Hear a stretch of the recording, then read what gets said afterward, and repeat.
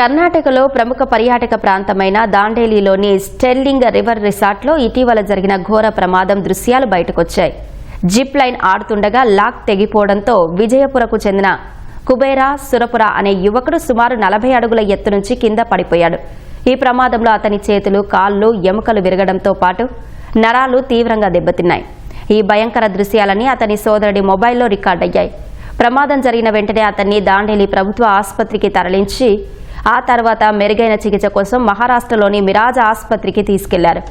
అక్కడ అతనికి శస్త్రచికిత్స జరిగింది. రిసార్ట్ సిబ్బంది బాధ్యత రాహిత్యం, సరైన భద్రతా ప్రమాణాలు పాటించకపోవడం వల్లే ఈ ప్రమాదం జరిగిందని బాధితుడి కుటుంబ సభ్యులు ఆరోపిస్తున్నారు.